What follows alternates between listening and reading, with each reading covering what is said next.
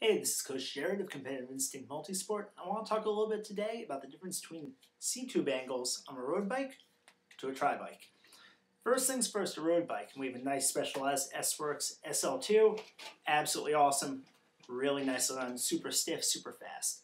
On a bike like this, your C-tube angle, which is from the center of the saddle down to the center of the bottom bracket, is about 72 and a half degrees.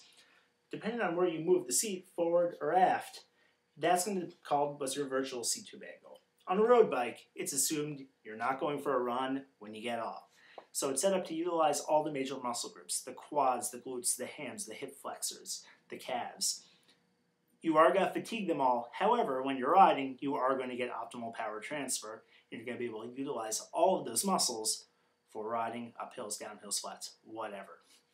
That being said, if you have one bike and one bike only, go with a road bike. A road bike is going to be much more versatile.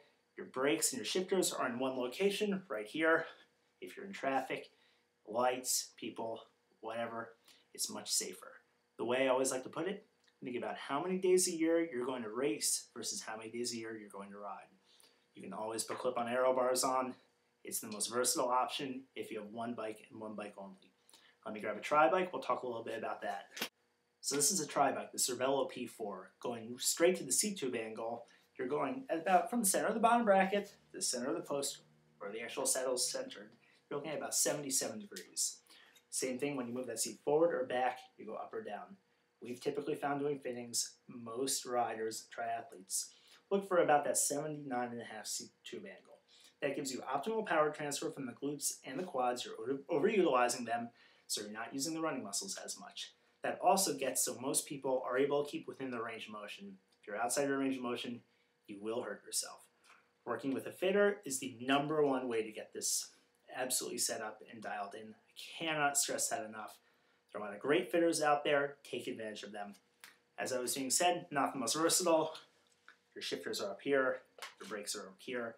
If you're in traffic, you're basically never going to be able to get your hands up here. You're not going to be able to take advantage of the aero bars and the aeroness of the bike.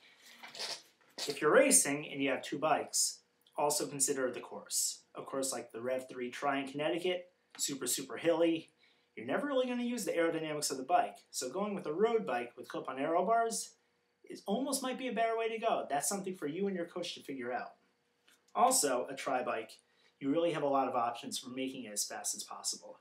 That seat to handlebar ratio is going to really be about 80% of your aerodynamics, because that's how the body position you're in. It's not a matter of just slamming that front end down, then you cut the hip off, and you're not going to be able to run. And as I said, you can't hurt yourself. Also talking about getting full disc wheels, deep dish fronts, a lot of really great options. But the #1 thing to consider is how many bikes are you going to have in your quiver, and also when you're racing, getting yourself in the ideal position on a road bike and on a tri-bike. Take advantage of that. Take advantage of the fitters that are out there. There are a lot of fantastic ones. So this is Coach Jared, CIM Multisport. I'll see you guys at the races.